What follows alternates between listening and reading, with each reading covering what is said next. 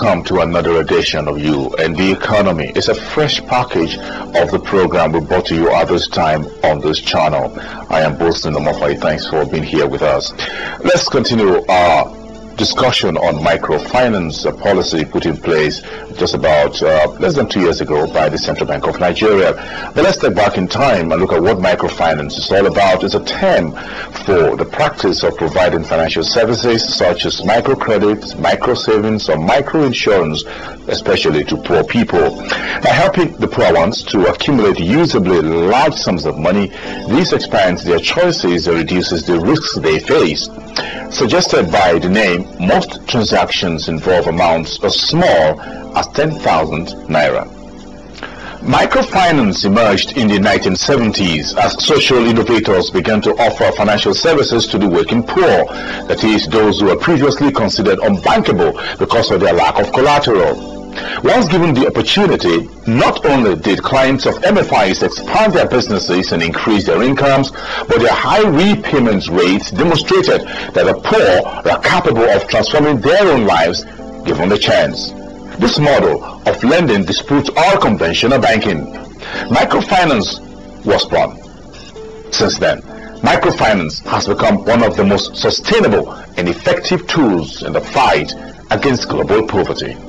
More after the break.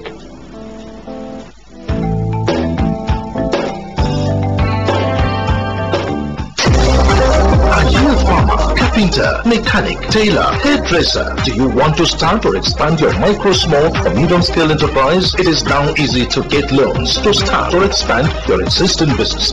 The Central Bank of Nigeria has commenced licensing of microfinance banks to help you mobilize money to start or grow your business.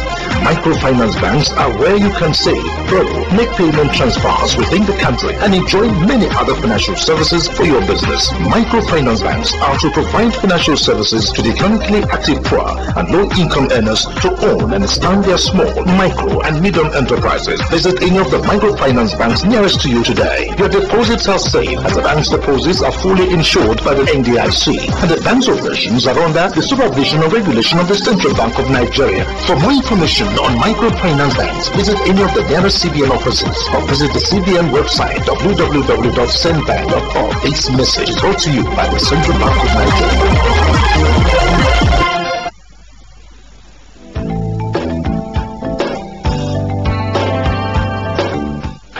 Welcome back.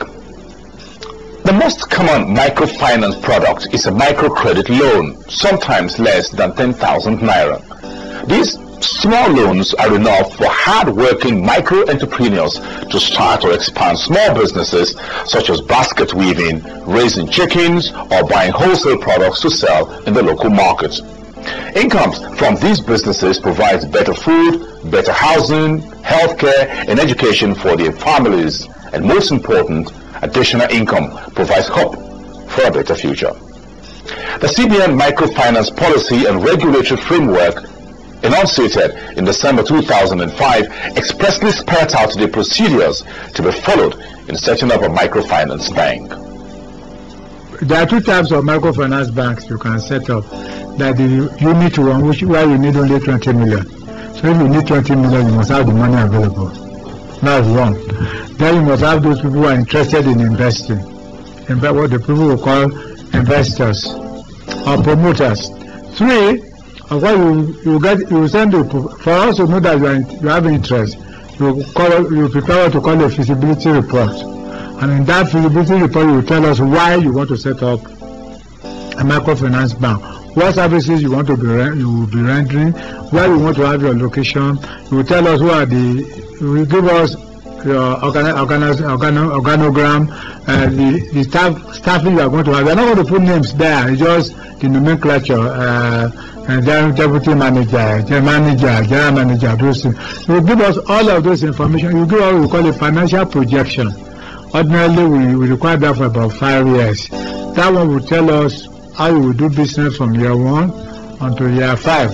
And of course, what we are trying to look at is how you are going to grow that business. And what we must, beyond that, we see, because microfinance is not just about credit alone. It is also about outreach. Because before the policy came into being, we assess that we have about between 60 and 90 million Nigerians that they are poor but they are active and they can benefit. That is what really led to the policy coming to be. So in a nutshell, those are the things. Once you apply for the license, of course, there's another department. There are 2 departments that are involved in promoting microfinance here. Rural finance is one of them, and the other department is other financial institutions department that is involved with the actual licensing.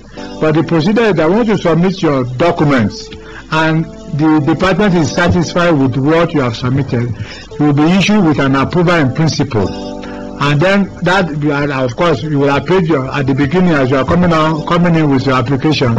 You bring your 30 million, you list of people who contributed, you show everything. And of course, when you get approval in principle, you have to, there are things you have to do, set up office, go and incorporate. Because before you get an approval in principle, you cannot incorporate a name with the CAC,